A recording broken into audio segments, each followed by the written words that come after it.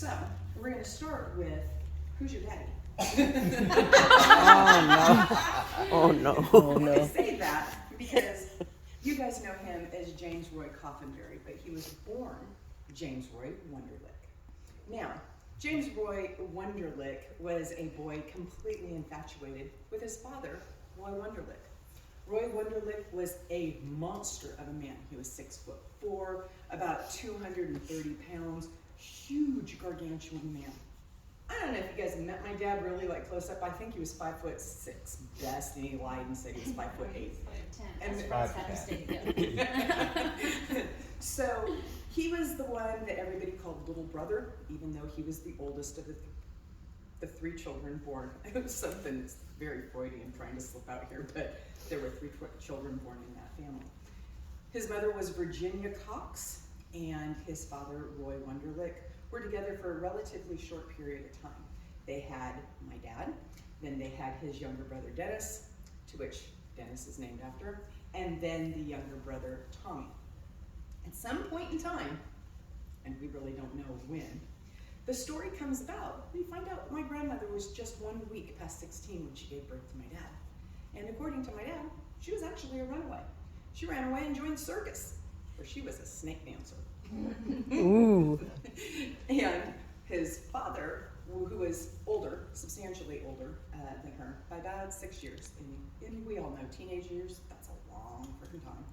And he was a boxer within the circus, and he did the tough man fights. So you put up a $50 purse, and if you could beat him, you'd get a $500 purse in order to do that. And according to my dad, of course, he was never defeated. Nobody ever collected the $500. We could never prove that. I don't even know if she was a snake dancer, but I do know he was a boxer. And my dad would say, he taught me how to box when I was in diapers. Far back as I can remember, we were learning how to box. Well, I was like, yeah, sure, Dad. Sure you were. But I can tell you, I was learning how to box about the time I was walking. I mean, as far back as I can remember, I was learning how to box. Because a woman never takes a back seat to a man unless she needs to do the dishes. Then it absolutely has to happen. Because men don't do dishes in my dad's. And he made a policy of that. So, as the story continues, she meets a man named Louis Coffinberry. Louis joins the military. He goes away to World War II. And she falls in love with Louis Coffinberry. And somewhere along the way, So the starts two the ebb and flow between Roy and Louis. The two starstruck lovers, they seem to reconnect at some point in time. We don't know for sure exactly when that is. They reconnect at some point in time. She finds out Louis is back in town. See you, Roy, it was nice meeting you. Takes two of the kids, Dad and his little brother Dennis, and leaves the smallest one behind. The smallest one is just a baby, and his name's Tommy, and he stays with Roy Wunderlich. From that point forward, my dad never saw his brother again until he was 44 years old. When they reunited, that's when the story gets colorful.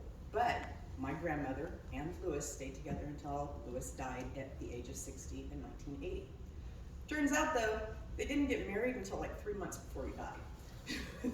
All about the pensions. So the big deal was, who's really the father of Jim? Now, the two brothers, Dennis and Tommy, are like, that is so a Coffinberry and not a Wunderlich. All you have to do is look at the size difference. Because Tommy, he is also a giant man. Dennis is also a giant man. And then you got little brother sitting over here. It's kind of tiny. So they call him little brother. And there starts the great big conspiracy of whether Dad is a Coffinberry or a Wunderlich, and whether or not his dad, Roy, actually covered for Virginia so that he would be making her respectable, which in and of itself, Roy was really important. We don't fault any of them. The heart wants what the heart wants. But Dad wanted to go by Wunderlich, just never got around to changing his name. So, the boxing pictures in the back are dedicated to Roy Wunderlich and all of the art of boxing that he taught me through my dad and my son, my brother as well. So that's the story of Jim Coffinberry versus Jim Wunderlich, and that just sounds weird for me to say, but yeah, that's who Jim Wunderlich was. So another story that we would have a goose, whether stuffed animal, photograph, or real, in the back for you guys to look at. But we forgot. And the story of the goose is that Dad told us a lot of stories growing up that were just so far-fetched that you just kind of nodded your head and go, huh? And then you moved on. And it wasn't until later on, so there was a gentleman by the name of Jim King. We knew about Jim King because he was a very good friend of my father's. And he would tell us, there was a goose. Jim King had a goose, and that damn goose hated my guts. I didn't do anything to this goose, but every time that goose sees me, it runs me out of the yard. And we were like, a goose ran you out of the yard. Not a dog, a goose. And he's like, yes. And we're like, okay, Dad, you know. And then years go by, and it's actually during our drive from Oregon to Florida that we stop in Los Angeles and visit Jim King. And the minute we get out of the car, Dad's walking up towards Jim King's yard, which had a fence, and suddenly we hear this goose noise. This Honk, honk, honk, honk. And Goose. sees Dad. And that daggum goose, who we thought was a freaking lie and a story, came out of nowhere and started attacking Dad. Didn't attack anybody else, just Dad. And we just looked at that dumbstruck, and it was one of those stories. The goose is true. It's true. I mean, It's true. Who knew that you had a guard goose? Or could have a guard goose, or just where Dad needed a guard goose. So outlandish story number 2 is that if he ever told you that there's such a thing as a goose that can be a guard goose, it's true. We witnessed it. He couldn't get in the yard with it. Yeah, they had to put the goose away. He also skateboarded, and it wasn't about what he wore. Nothing. The goose saw Dad and was like, "Oh, I hate you." And this was years later. This is like, that goose lived a very long life. Oh yeah, we should give you span. Yeah, span. Span is about 15 years. Yes. So the goose came long before I was ever born, and it was 1983 when we were seeing this goose in the front yard. So. Good times. Never seen my dad jump over a fence like that before. That's great. When you got a goose on your tail, what do you do? So he also used to talk about this little pamphlet. You know, Dad moved around a lot, and what we didn't know was why. He would always just say, we moved all over the place. I went to 27 schools before I hit the 10th grade. And I know what it's like to roll from one school to the next. And he wasn't a military family. So, gosh, you know, they must have been transient migrant workers as far as we knew. We could never really figure out why did Dad go to 27 schools before the 10th grade. Well, it turns out his dad was a race car driver. Lewis. We're talking about Lewis. He was a race car driver and a long-haul truck driver. So he raced on a circuit. He had a tow-behind trailer that they lived in. What are they, the silver ones? An Airstream that they lived in. And they traveled all over the place running on clay track. And a picture of it is sitting out on the back. So, yeah, that explains why they were going to El Paso and Lansing, Michigan, and up into the Dakotas. And he was living all over the place. I mean, truly a great life if you're a little kid. And Dad was out there in the pits running with his dad, essentially being a race car driver, pit kid, and having a great time. But in the middle of all of this, he still had to go to school. He still had to catch an education. And that's a lot of schools for 10 years, right? So Dad tells us about this pamphlet that he had. It's a 16-page pamphlet on Benjamin Franklin. It's his autobiography, condensed, 16 pages. Used to keep it in my back pocket, okay? Because I wrote stories out of it. All of my book reports came from that 16-page pamphlet from Benjamin Franklin. I'm like, okay. I got A's. I got straight A's on that. Everybody loved the stories that I wrote out of my 16-page pamphlet. Sure, Dad. All right, got it. Everything is an A. Okay, perfect. Got it.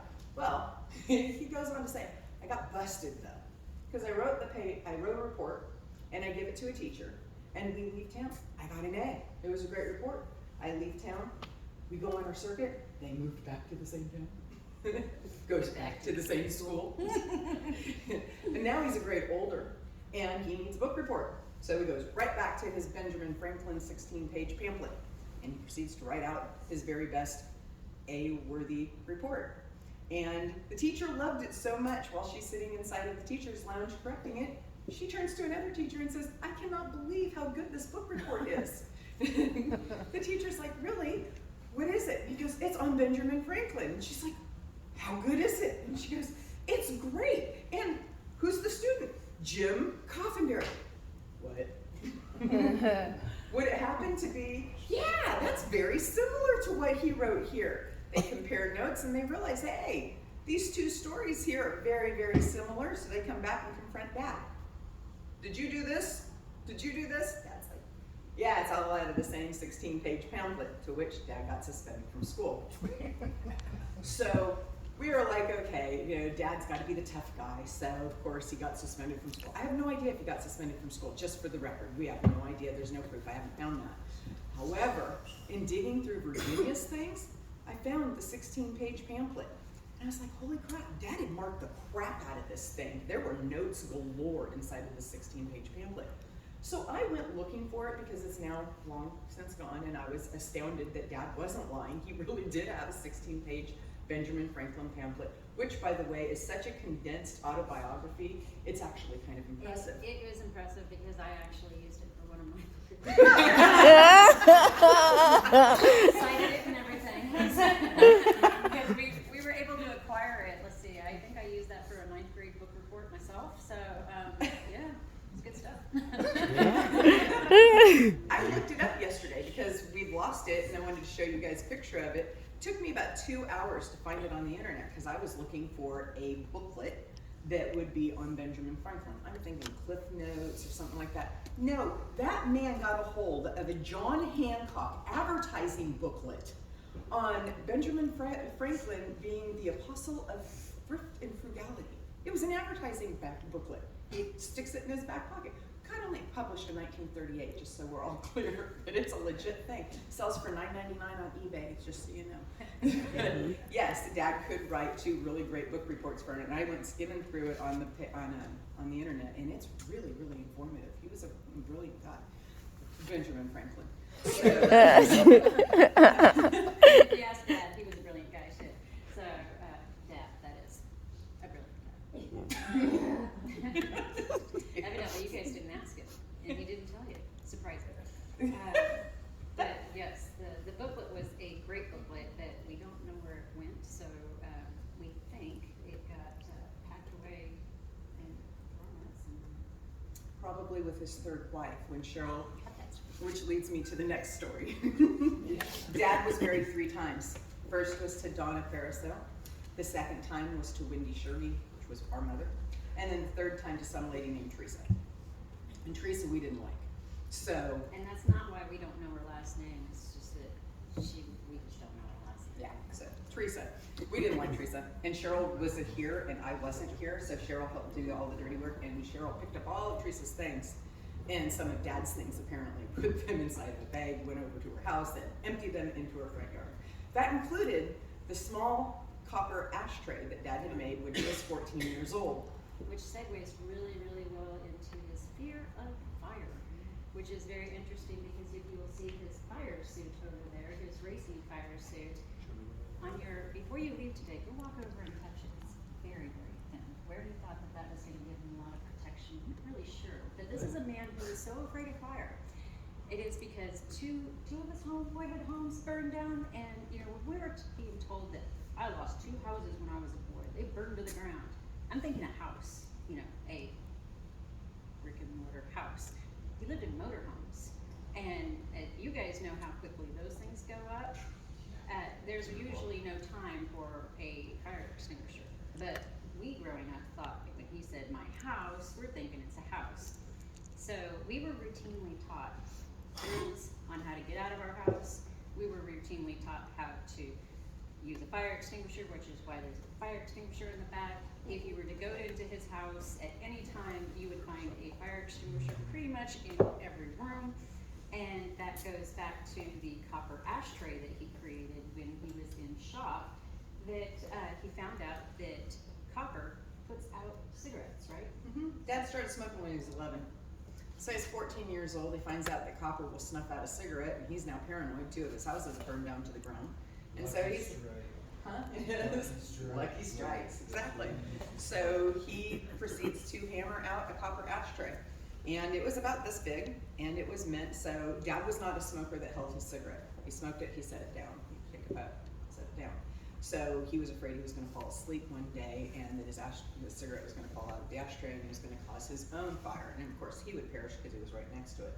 So what's best to do? Have a copper ashtray. So when you set the cigarette down, if it burned for more than about 30 seconds to 45 seconds, it literally snuffed out the cigarette.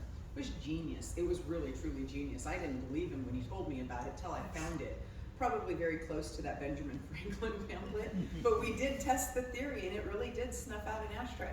It eventually wound up on Teresa's lawn someplace. Sorry about that. Yeah. But Dad was very, very industrious when it came to finding ways to put out a fire. And fire extinguishers and copper ashtrays, if Dad had had his way, would have been in every single room.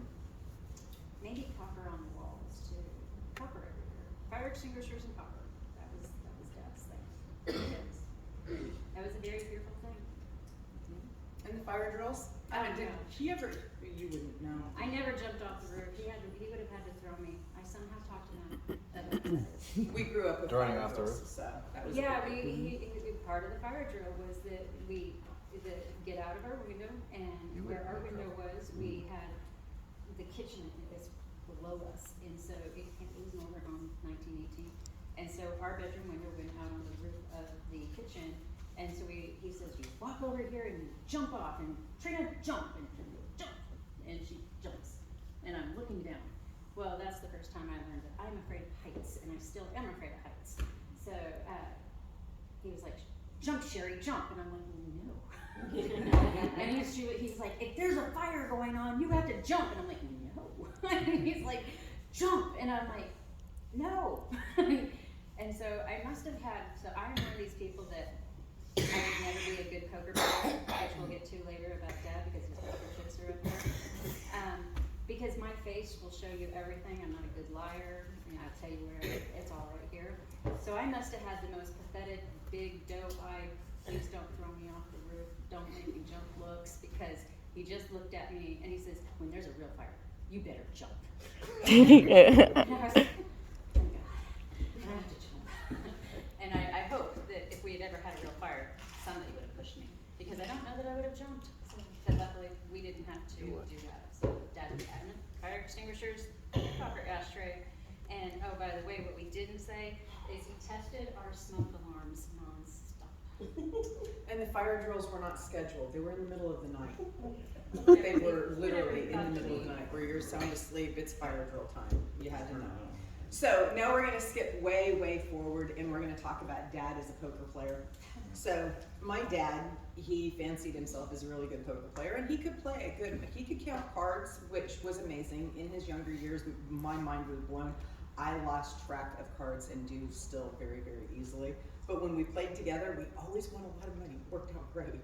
But he'd go out and he'd play on a poker circus up in Portland. And one day I came home or walked into my mom and dad's bedroom and there is a stack of cash across the bureau that I had never seen. I'd never seen that much money except like in a movie. And I thought, oh my God, we're rich. And I hear this voice go, don't touch my bank. Oh, he has a bank. We won't be touching that. Well, easy come, easy go. And he was really good at always betting on the come. He was always going to make it back. It was one of his things he never really figured out. It doesn't come that way. But he did play poker and he did enjoy himself quite a bit. So when my dad fell last May and had his traumatic head injury, we decided the one thing that Dad would really gravitate to is playing poker. So we went out, sat down on his front porch, and we decided we'd play poker in the May, June, July sun and heat. And Dad sat there while we played, I think it was 5-card draw or something No, like that. we were playing 21. Oh, was that what we were playing? Yeah, we were playing and Dad looks over and Cheryl and I are talking to him. And then we just suddenly see him look over at this cup sitting right back there. There's a whole bunch of cards inside of it. We see him go. He reaches over and he grabs the cup and he brings it over and he starts sorting it. And we're like, are you cheating? He doesn't answer us. He finds his queen that he needs. puts the rest of them back, he slides it back over, like we can't see what he's doing right there. Like somewhere in his mind, he envisions you gotta, nobody can see me do this. Because he's wearing his hat, the hat that's right back there, he had that on. He couldn't see you, you couldn't see him. Oh my God. And he lays all those cards out, he goes, 21. No. Before he says that, he goes, I got a queen. We know. Maybe this is a story that you just had to be there, because here is a man who has always, throughout our life, either told us stories about playing poker, walking into his bedroom and seeing cash on his dresser, or watching it, even so much as I would never do this. I find it so boring. But the man would watch poker on TV. But hey, they'll teach their own. But to see him wanting to win so badly that he went and found the cards that he needed to win, because Trina and we both had 20, and he found 21. It was almost like he knew our cards already. That's right, it wasn't 21. He turned around and goes, do you have a queen too? No, but you just put it right in front of us. And he's like, oh, cookies. So, it was a good time with that. That's actually a good memory from last May. And cards actually wound up helping redevelop a lot of his cognitive skills. So we played a lot of memory. We played a lot of 21. We played a lot of high-low, things that would give him that. And it came back like really, really fast for a good long time. So that was good, and we were happy about that. And then the next thing, you guys ever heard of Norman Vincent Peale? What you can conceive and believe you can achieve? It's been espoused by a bunch of writers. At one point or another, somebody rewrites the exact same phrase. But my dad absolutely believed in that. Mind over matter, no matter what, you can think yourself out of almost any problem. He walks. Sorry, Dad. He walked. And that was a really big deal. When he had the racing accident, it had a profound effect on his right side, and a lot of people pretty much didn't think he was actually going to be able to walk again. And for him, he didn't believe in just giving up. But there's one thing about Jim Coffinberry I can say, is that the man never gave up. He continued to push forward, and if he had a goal in his head, and if it was his goal, he was going to achieve it. It may take him a little longer than he wants, but he would achieve it. And we watched him rehabilitate his right side to where he could walk, and he did have a limp, and his hand did have to be stretched out daily, and he created a routine. And it was that mind over matter mentality and belief and drive that he also taught me, Jimmy, and Trina to always put in the forefront of every goal we had, that whenever we get to a stumbling block, or whenever we got to a difficult time, recalibrate by thinking mind over matter, push through, keep going, and one foot in front of the other. And to the point about him learning how to walk, what a lot of people don't understand is that when Dad's back injury actually happened, he had bone spurs. Those bone spurs were compressed and snapped off and were impaled into his spinal cord. So while he's walking, he has bones in his spinal cord. Imagine when you pinch a nerve, he has bones in there, and he determined himself to walk. He was told, you will be essentially a head in a bed. You can pretty much order your wheelchair. And a lot of people don't realize exactly what he was being told at the time he's trying to rehabilitate himself above his shop in his office or in his bedroom, and telling me, I'm not going to be a head in the bed. I'm not going to be a head in the bed. I will walk again. I'm going to get my feet to work. And all the while, there's bones inside of there they can't take out. So until he was 81 years old, walking around, and he was walking at 81, 2 weeks before he passed away, he was doing that with bones grinding away. The amount of pain that he was in simply from that alone is astounding to me, and goes to mind over matter. It also goes back to, if you look at that magazine back there, you're going to see an auto.com magazine, and on the front of it is a Corvette. It was when Dad fell in love with I Want a Corvette, and he saw the Corvette that was for sale, He didn't have the means of getting it at the time that he first saw it, but he made sure that he did. And that is the Corvette he eventually bought. And why? It's inside of a plastic bag. Is because he loved that thing so much. He's like, I conceived it, I believed it, I achieved it. So if you guys ever doubt yourself, just remember that. You are capable of doing far more if you believe in yourself first. I have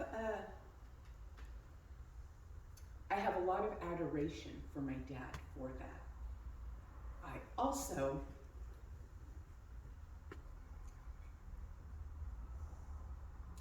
also spend a lot of time kicking my own ass for not meeting that goal.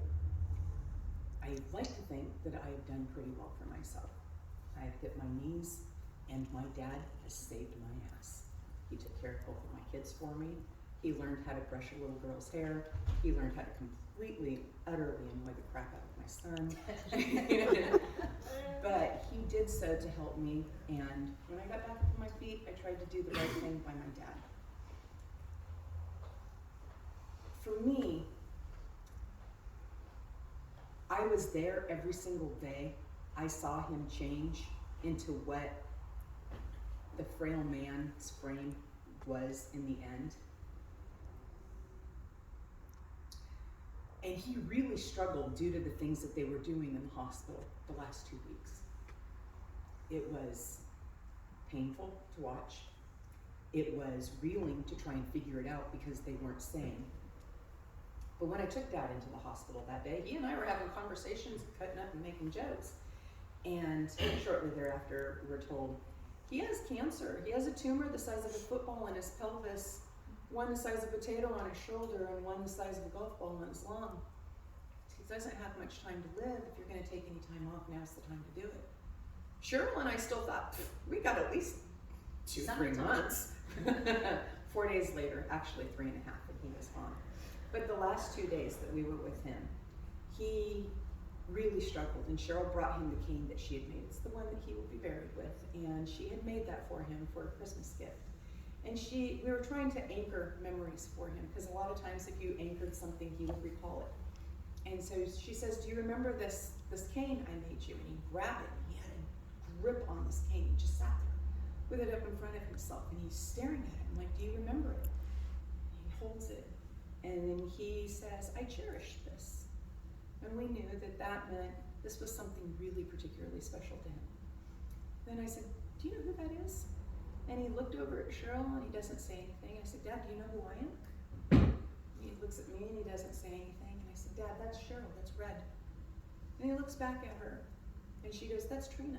And he looks back at me and he turns there and he says, I remember you. And he turns to me and he says, and I remember you. And he put down the cane and said, I remember everything. That's mind over matter. He did. At that moment, his voice changed, his demeanor changed, the way he was speaking to us for a very, very short period of time told us that, yeah, I got the dots to connect, and we know the dots weren't directly making. They had to go the long way around the bush in order to make that connection. But he was determined to figure out who we were and to let us know that he cherished what was going on at that moment. The next day, while we were talking about taking him home, we need to make arrangements, and we're arguing over that, Dad starts to make a comment, but he has lost the ability to make them in a sequential sentence. He hasn't lost the ability, it's just not top of mind. And I turned to him and I said, Dad, one word at a time. If you're making a sound, it doesn't make sense. And he turned to me and in front of everybody says, I do not give a damn. We're like, all right, thanks. When they told us what it was and how aggressive what he had was, and Cheryl and I are still not clicking, we are not figuring out how sick he is.